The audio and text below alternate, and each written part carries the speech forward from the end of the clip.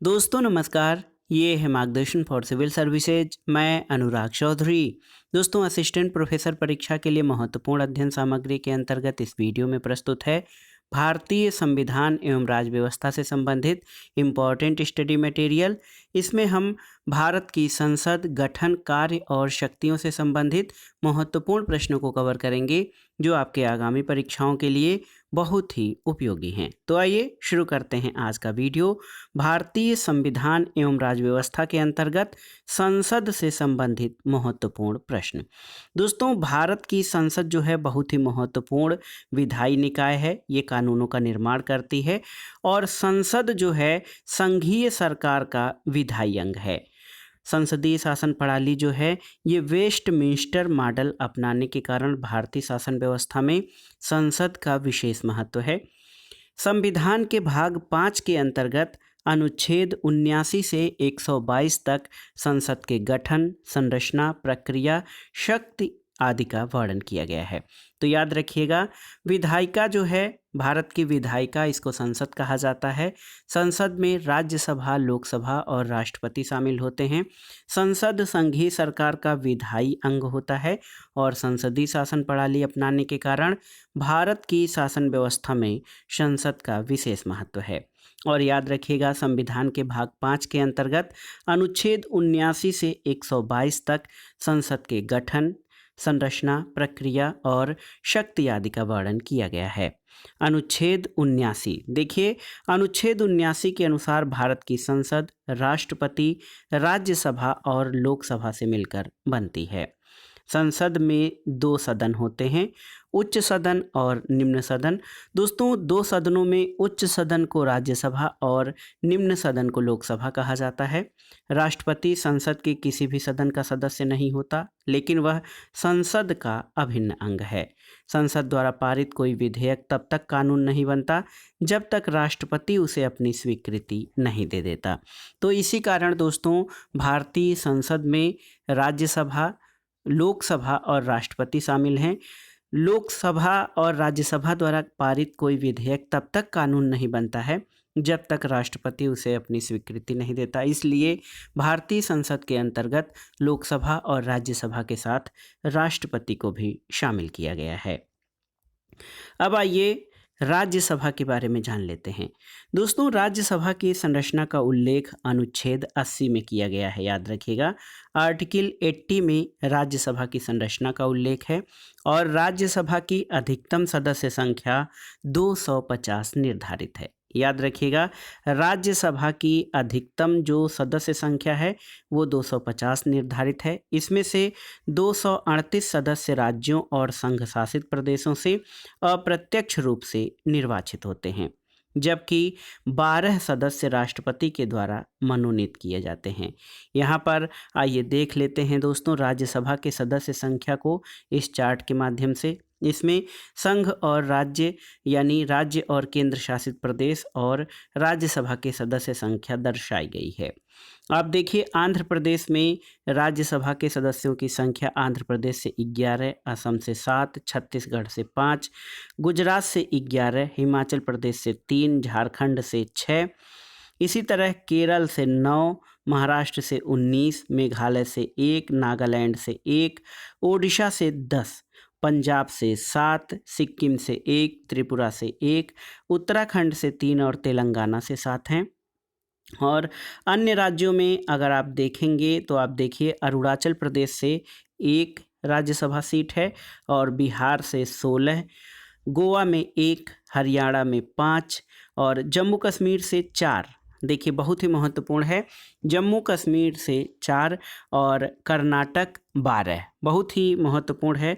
कर्नाटक से राज्यसभा सदस्यों की संख्या 12 है, मध्य प्रदेश से 11, मणिपुर से 1, मिजोरम से 1, राष्ट्रीय राजधानी क्षेत्र दिल्ली से 3, पुदुचेरी से 1, राजस्थान से 10, तमिलनाडु से 18 और सर्वाधिक देखिए उत्तर प्रदेश से 31 जो है राज्यसभा सांसद चुने जाते हैं। पश्चिम बंगाल में राज्यसभा की 16 सीटें हैं। दोस्तों राज्यसभा की सदस्यता के लिए न्यूनतम आयु सीमा कितनी है? तो ये 30 वर्ष है। राज्यसभा आप जानते हैं कि एक अस्थाई सदन है, ये कभी भंग नहीं होता है। राज्यसभा के सदस्यों का कार्यकाल 6 वर्षों का होता है और प्रत्येक 2 वर्ष पर इसके 1/3 सदस्य सेवानिवृत्त हो जाते हैं, अनुच्छेद 83(1) के तहत। अनुच्छेद 89(1) के अनुसार भारत का उपराष्ट्रपति राज्यसभा का पदेन सभापति होता है और राज्यसभा के सदस्य अपने में से किसी एक सदस्य को राज्यसभा का उपसभापति चुनते हैं, अनुच्छेद 89(2) के तहत। दोस्तों, वर्तमान में राज्यसभा के उपसभापति हरिवंश नारायण सिंह हैं। अनुच्छेद 90 में उपसभापति के पद रिक्त होने, पद त्यागने और पद से हटाए जाने का उल्लेख है और आप जान लीजिए, यदि वह राज्यसभा सदस्य नहीं रहता है तो पद रिक्त कर देगा। उपसभापति सभापति को संबोधित अपने हस्ताक्षर सहित लेख द्वारा किसी भी समय पद त्याग कर सकता है और राज्यसभा द्वारा उपसभापति को पद से हटाने की सूचना 14 दिन पूर्व देते हुए तत्कालीन समस्त सदस्यों के बहुमत द्वारा इस आशय के प्रस्ताव पारित करके हटाया जा सकता है। तो राज्यसभा के उपसभापति के पद रिक्त होने, पद त्यागने और पद से हटाए जाने का उल्लेख अनुच्छेद 90 में है। यदि राज्यसभा का उपसभापति अपना पद रिक्त कर देता है तो राज्यसभा का सदस्य नहीं रहता है। तो आप देखिए, उपसभापति सभापति को संबोधित अपने हस्ताक्षर सहित लेख द्वारा किसी भी समय पद त्याग कर सकता है और राज्यसभा द्वारा उपसभापति को पद से हटाने की सूचना 14 दिन पूर्व देते हुए तत्कालीन समस्त सदस्यों के बहुमत द्वारा इस आशय का प्रस्ताव पारित करके हटाया जा सकता है। अनुच्छेद 92 के अनुसार दोस्तों, जब सभापति या उपसभापति को पद से हटाने का कोई संकल्प विचाराधीन हो तो वो पीठासीन नहीं होगा, यानी वो अपनी सीट पर बैठ नहीं सकता, न तो अपने कार्यों को कर सकता है। राज्यसभा की विशेष शक्तियां क्या क्या हैं? तो आप जानते हैं दोस्तों, राज्यसभा जो है भारतीय संसद में महत्वपूर्ण सदन है। इसमें राज्यसभा उपस्थित तथा मत देने वाले सदस्यों के कम से कम 2/3 बहुमत द्वारा राज्य सूची के किसी विषय को राष्ट्रीय महत्व का घोषित कर उस पर संसद द्वारा कानून बनवा सकती है, अनुच्छेद 249 के तहत। और इस प्रकार का कानून मात्र 1 वर्ष तक ही प्रभावी रहेगा, लेकिन राज्यसभा चाहे तो प्रत्येक बार इसे 1 वर्ष के लिए बढ़ाया जा सकता है। ये राज्यसभा की विशिष्ट शक्ति में शामिल है। इसके अलावा अखिल भारतीय सेवाओं के सृजन का अधिकार राज्यसभा की विशिष्ट शक्ति है। दोस्तों, अखिल भारतीय सेवा के सृजन का अधिकार मात्र राज्यसभा को प्राप्त है। राज्यसभा अनुच्छेद 312 के अंतर्गत 2/3 बहुमत द्वारा अखिल भारतीय सेवा का सृजन कर सकती है। लोकसभा द्वारा पारित धन विधेयक राज्यसभा में 14 दिन के लिए आता है और यदि 14 दिन के भीतर विधेयक वापस नहीं किया जाता तो उसे पारित समझा जाता है। राज्यसभा उसमें किसी भी प्रकार का संशोधन नहीं कर सकती है। राज्यसभा का गठन 3 अप्रैल 1952 को किया गया था। याद रखिएगा, राज्यसभा का गठन 3 अप्रैल 1952 को किया गया था और इसकी पहली बैठक 13 मई 1952 को हुई थी। राष्ट्रपति वर्ष में कम से कम 2 बार राज्यसभा का अधिवेशन बुलाता है और इन अधिवेशनों में 6 माह से अधिक का अंतर नहीं होना चाहिए। राज्यसभा के बाद आइए लोकसभा के बारे में जानते हैं। दोस्तों, लोकसभा की संरचना का उल्लेख संविधान के अनुच्छेद 81 में किया गया है। लोकसभा संसद का निम्न सदन होता है। इसकी अधिकतम सदस्य संख्या 530 + 20 निर्धारित की गई है और आप जान लीजिए कि 104वें संविधान संशोधन अधिनियम 2019 द्वारा अनुच्छेद 334 में संशोधन करके लोकसभा और राज्य विधानसभा में अनुसूचित जातियों और अनुसूचित जनजातियों के लिए स्थानों के आरक्षण को 10 वर्ष यानी 25 जनवरी 2030 तक के लिए बढ़ा दिया गया है और लोकसभा और विधानसभाओं में नाम निर्देशन द्वारा जो एंग्लो इंडियन या आंग्ल भारतीय समुदाय के प्रतिनिधित्व संबंधी उपबंध था, इसको 25 जनवरी 2020 से समाप्त कर दिया गया है। तो याद रखिएगा दोस्तों, 104वें संविधान संशोधन अधिनियम 2019 के द्वारा लोकसभा में आंग्ल भारतीय समुदाय के जो प्रतिनिधियों का मनोनयन था, इसको 25 जनवरी 2020 से समाप्त कर दिया गया है। अनुच्छेद 81(1) के अनुसार दोस्तों, अनुच्छेद 331 के उपबंधों के अधीन रहते हुए लोकसभा राज्यों में प्रादेशिक निर्वाचन क्षेत्रों से प्रत्यक्ष निर्वाचन द्वारा चुने गए 530 से अनधिक सदस्यों और संघ राज्य क्षेत्रों का प्रतिनिधित्व करने के लिए ऐसी रीति से जो संसद विधि द्वारा उपबंधित कर चुने हुए 20 से अनधिक सदस्यों से मिलकर बनेगी। और यहाँ देखिए एक संविधान संशोधन इम्पॉर्टेंट है। 84वें संविधान संशोधन 2001 के प्रावधान के अनुसार वर्ष 2026 तक लोकसभा और विधानसभा की सीटों में कोई परिवर्तन नहीं किया जाएगा। दोस्तों, वर्तमान में लोकसभा सदस्यों की संख्या 543 है। इसमें 524 राज्यों से और 19 सदस्य केंद्र शासित प्रदेशों से हैं। लोकसभा में अनुसूचित जातियों के लिए 84 सीटें और अनुसूचित जनजाति के लिए 47 सीटें आरक्षित हैं अनुच्छेद 330 के अधीन। तो याद रखिएगा, अनुसूचित जातियों के लिए लोकसभा में 84 सीटें और अनुसूचित जनजाति के लिए 47 सीटें आरक्षित हैं। लोकसभा के सदस्य संख्या आप देख लीजिए। आंध्र प्रदेश की सदस्य संख्या लोकसभा में 25, अरुणाचल प्रदेश से 2 सांसद।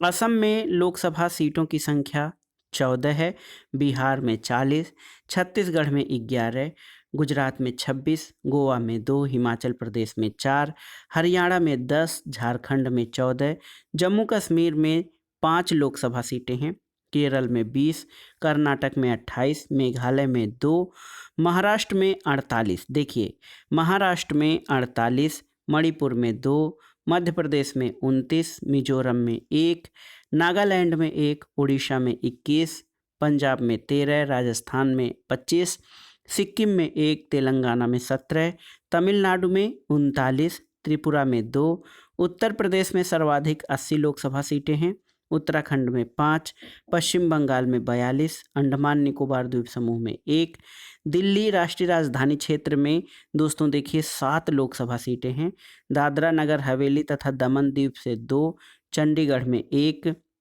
लक्षद्वीप से 1, पुडुचेरी से 1 और लद्दाख में 1 लोकसभा सीट है। दोस्तों, लोकसभा के सदस्यों का जो चुनाव है ये प्रत्यक्ष रूप से वयस्क मताधिकार यानी 18 वर्ष से ऊपर के सभी नागरिकों के द्वारा जो है इसके द्वारा गुप्त मतदान के द्वारा होता है। लोकसभा सदस्य के लिए आवश्यक है कि वो 25 वर्ष की आयु का हो, भारत का नागरिक हो, पागल, दिवालिया या अपराधी न हो और किसी लाभ के पद पर न हो। तो याद रखिएगा, लोकसभा सदस्य के लिए जो अर्हता है उसकी आयु 25 वर्ष से कम न हो, भारत का नागरिक हो, पागल, दिवालिया न हो और किसी लाभ के पद पर ना हो, वो व्यक्ति लोकसभा सदस्य बनने के योग्य होता है। यहाँ पर देखिए दोस्तों, बहुत ही महत्वपूर्ण है, विधेयक के प्रकार जान लेते हैं। विधेयक के प्रकार कौन कौन से विधेयक हैं आपको बता देते हैं। विधेयक दोस्तों यहाँ पर देखिए, साधारण विधेयक, धन विधेयक, वित्तीय विधेयक और विशेष विधेयक होते हैं। वित्तीय विधेयक में फाइनेंशियल बिल 1 और फाइनेंशियल बिल 2 दो प्रकार के वित्तीय विधेयक होते हैं। और विशेष विधेयक में आप देखिए संविधान संशोधन विधेयक, और संविधान संशोधन विधेयक में जो संशोधन है वो 3 तरह से हो सकता है। एक तो राज्यों की सहमति आवश्यक, देखिए संघीय और गैर संघीय संविधान संशोधन होते हैं। संघीय में राज्यों की सहमति आवश्यक है, गैर संघीय में ये आवश्यक नहीं है। तो याद रखिएगा, विधेयक जो बिल होते हैं दोस्तों ये 4 प्रकार के हैं, साधारण विधेयक, धन विधेयक, वित्तीय विधेयक और विशेष विधेयक। विशेष विधेयक में संविधान संशोधन विधेयक है। संविधान संशोधन विधेयक भी जो है एक तरह से देखा जाए तो संघीय और गैर संघीय प्रकार के होते हैं।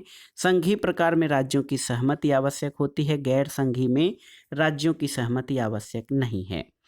लोकसभा अस्थाई सदन नहीं है राज्यसभा की तरह, बल्कि ये एक अस्थाई सदन है जिसे कभी भी प्रधानमंत्री की सलाह पर राष्ट्रपति द्वारा भंग किया जा सकता है।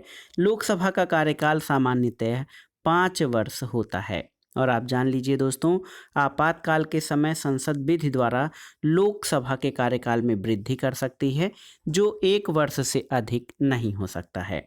मंत्रिपरिषद जो मंत्रिपरिषद है लोकसभा के प्रति सामूहिक रूप से उत्तरदायी होती है और यही कारण है कि भारत में जो संसदीय शासन प्रणाली है इसमें मंत्रिपरिषद लोकसभा के प्रति सामूहिक उत्तरदायी होती है सामूहिक रूप से।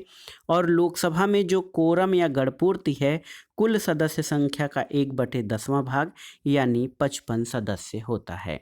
तो दोस्तों ये था आज का वीडियो असिस्टेंट प्रोफेसर परीक्षा के लिए सभी अभ्यर्थियों के लिए अनिवार्य खंड सामान्य अध्ययन के अंतर्गत राज्य व्यवस्था खंड के अंतर्गत इसमें आपने संसद गठन कार्य और शक्तियों से संबंधित महत्वपूर्ण तथ्यों को कवर किया है और ये प्रश्न आपके आगामी अन्य परीक्षाओं के सामान्य ज्ञान और सामान्य अध्ययन के भारतीय संविधान एवं राज्य व्यवस्था खंड के लिए भी समान रूप से उपयोगी हैं, इसलिए आप इन प्रश्नों को तैयार कर लीजिएगा। वीडियो आपको कैसा लगा हमें कमेंट बॉक्स में ज़रूर बताइएगा। वीडियो को लाइक करें, शेयर करें और इस चैनल मार्गदर्शन फॉर सिविल सर्विसेज को सब्सक्राइब करें। वीडियो देखने के लिए धन्यवाद दोस्तों, नमस्कार।